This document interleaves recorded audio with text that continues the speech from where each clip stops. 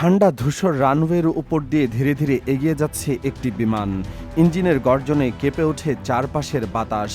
বাতাসে ভাসতে থাকে জ্বালানি তেলের একটা তীব্র গন্ধ। ধাতব দেহে রৌদ্রের প্রতিফলন যেন কোনো অদৃশ্য শক্তির ইঙ্গিত দিচ্ছে। এটি কোনো সাধারণ বিমান নয়, এটি সেই মুহূর্তের সাক্ষী যেখানে অন্ধকারের দীর্ঘ অপেক্ষার পর এক নতুন আলোর দেখা মিলেছে। রাশিয়ার পঞ্চম প্রজন্মের যুদ্ধবিমান SU-57-এর নতুন একটি রূপ এবার প্রথমবারের মতো সবার সামনে এসে দাঁড়ালো। দুটি আসন বিশিষ্ট এই বিমানটির আবির্ভাব কেবল একটি প্রযুক্তিগত পরিবর্তনই নয়, বরং এটি একটি দীর্ঘ প্রতীক্ষিত সিদ্ধান্তের মুহূর্ত। ঠান্ডা যুদ্ধের পরবর্তী সময়ে বিশ্বজুড়ে যখন প্রতিরক্ষা বাজেট কমছে, তখন অনেক স্বপ্নের মৃত্যু হয়েছিল। আমেরিকার F-22 বা সোভিয়েত ইউনিয়নের MiG-1.42 এর মতো দুই আসনের যুদ্ধবিমানের পরিকল্পনাগুলো তখন ধুলোয় মিশে গিয়েছিল। সেই দীর্ঘ অন্ধকারের পর একমাত্র চীনের J-20 ছিল এই পঞ্চম প্রজন্মের দুই আসনের কোনো বিমান তৈরি করতে পেরেছিল। তো এখন পরিস্থিতি বদলেছে। আকাশে নতুন এক অপ্রত্যাশিত ডাক শোনা যাচ্ছে।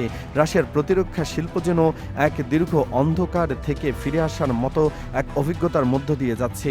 আধুনিক যুদ্ধবিদ্যায় একজন পাইলটের পাশাপাশি আরেকজনের উপস্থিতি এখন আর বিলাসিতা নয়, বরং অপরিহার্য হয়ে উঠেছে।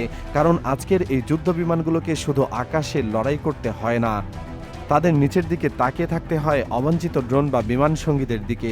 দ্বিতীয় আসনে বসা পাইলট যেন একজন পরিচালক, যে নিজের চোখে দেখা ছাড়াও পর্দার ওপর দিয়ে দূরের আকাশে থাকা নিঃশব্দ যান্ত্রিক পাখিগুলোকে নিয়ন্ত্রণ করে। এটি যুদ্ধবিমানের জগতে এক বিশাল টার্নিং পয়েন্ট।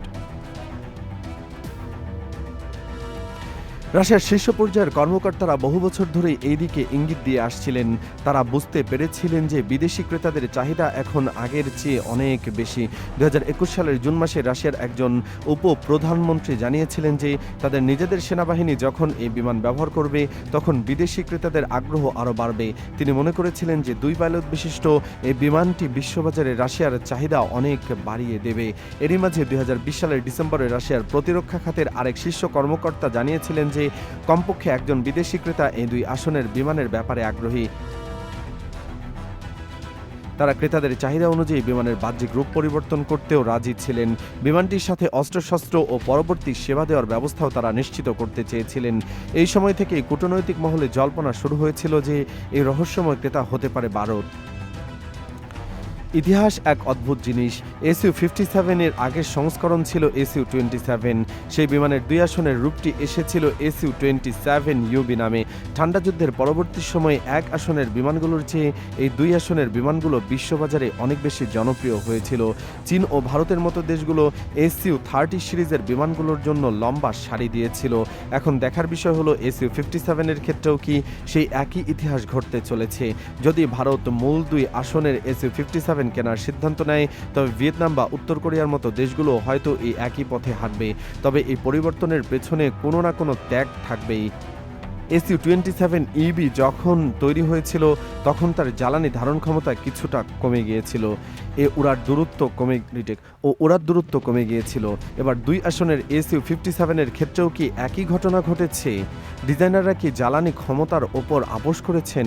সেই উত্তরটি এখনও অজানা রয়ে গেছে। রানওয়েতে বিমানটি যখন ধীরে ধীরে নিজের গতিপথ তৈরি করছে, তখন তার চারপাশে ঘণ্টার মতো ঝিকঝিক করছে সূর্যের আলো। এই বিমানটি যেন এক নিঃশব্দ যোদ্ধার মতো, যে দীর্ঘ নির্বাসনের পর নিজের হারানো গৌরব ফিরে পেতে চলেছে। রাশিয়ার প্রতিরক্ষার রপ্তানি সংস্থা জানিয়েছে যে বিশ্বের বেশ কয়েকটি দেশ ইতিমধ্যে এই বিমানের জন্য বর্ডার দিয়ে ফেলেছে। মধ্যপ্রাচ্যের কোনো একটি দেশের সাথেও চুক্তি স্বাক্ষরিত হয়েছে। বিশেষজ্ঞরা ধরে নিয়েছেন যে এই মধ্যপ্রাচ্যের দেশটি হলো ইরান। অন্যদিকে ইন্ডিয়ার প্রতিরক্ষা খাতে সুখোই SU-57 নিয়ে আলোচনা নতুন মাত্রা পেয়েছে।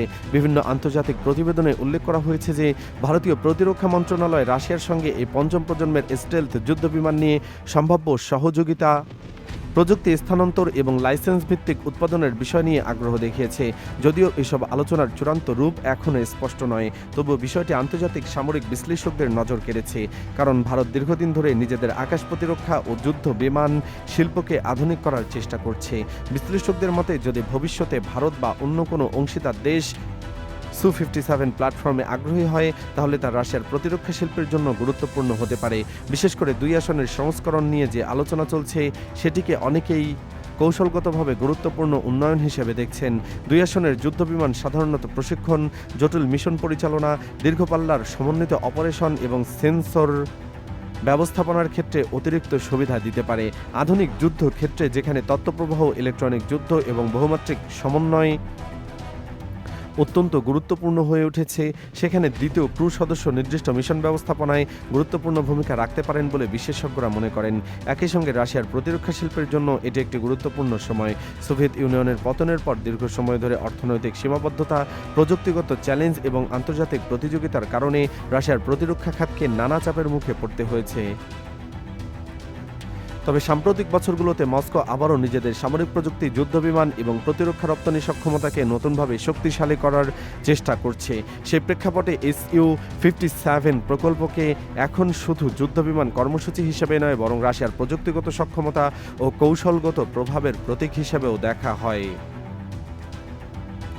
বিশ্লেষকদের অনেকেই মনে করেন, আধুনিক স্টেলথ যুদ্ধবিমানের প্রতিযোগিতা এখন শুধু সামরিক শক্তির প্রশ্ন নয়, বরং এটি প্রযুক্তি, শিল্প সক্ষমতা, আন্তর্জাতিক জোট এবং রাজনৈতিক প্রভাবেরও প্রতিফলন।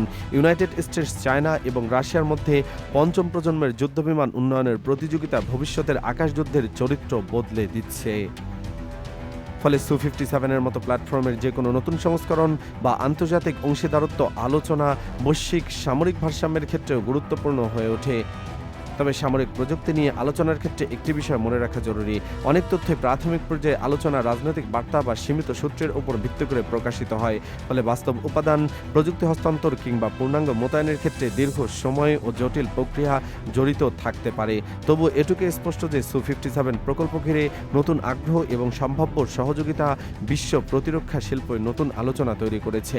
সব মিলিয়ে দুই আসনের Su-57 শুধু একটি নতুন যুদ্ধবিমান সংস্করণের ধারণাই নয়, বরং এটি রাশিয়ার প্রতিরক্ষা শিল্পের নতুন কৌশলগত দিক নির্দেশনা, আন্তর্জাতিক অংশীদারত্বের সম্ভাবনা এবং ভবিষ্যতের আকাশযুদ্ধের পরিবর্তিত বাস্তবতার প্রতীক হিসেবেও দেখা হচ্ছে।